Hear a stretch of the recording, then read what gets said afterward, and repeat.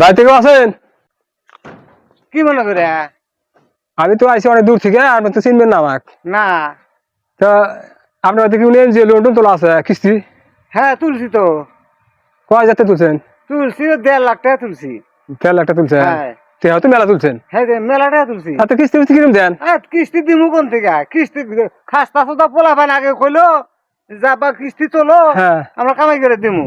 আমি তো এই বারোনা সুদা পোলা পান তার কাম কাজও করে না। কাম করে না? আমি তো বুড়া মানুষ, আমি হ্যাঁ। কামাই কাজ করা পারি না আপনার তখন বয়স হয়েছে। বয়স হয়ে গেছে গা। এখন এমন জ্বালাত পড়ছে কিস্তি আর দেয়া হাঁটতেছি না। আসলে আমি কোনো এনজিও লোক না। আপনি এনজিওর লোক না? না, আমি কোনো অফিস থেকে আসি নাই। আমি আসছিলাম যে ওই যে আপনি বেটাতে বিয়ে করবেন না, হ্যাঁ হ্যাঁ আপনাদের ঠিকঠাক করছেন। হ্যাঁ হ্যাঁ 2 লাখ টাকা যৌতুক। 2 লাখ টাকা। ওটা আমারই ভাগ্নি, আমি মেয়ের মামা। আপনার ভাগ্নি? আমি আসছিলাম আপনার ছেলে কিরকম কর্ম করে, আপনার কিরকম চলেন, তা আপনার মুখ দিয়ে শুনলাম 2 লাখ টাকা তুলছেন কিস্তি, 1.5 লাখ টাকা কিস্তি দেন না। কথা বুঝেন? আপনার বেটা হাতে আর আমার ভাগ্নি বিয়ে হইলো না, মোটে কাম করে না। ছেলের বাবা নিজে আমার সাথে কথা কইলো, কথা বুঝছেন? আর আমি এখন দিছি এক কথা কয়ে দিছি, ছেলের বাবা যে আত্মীয় হবে না।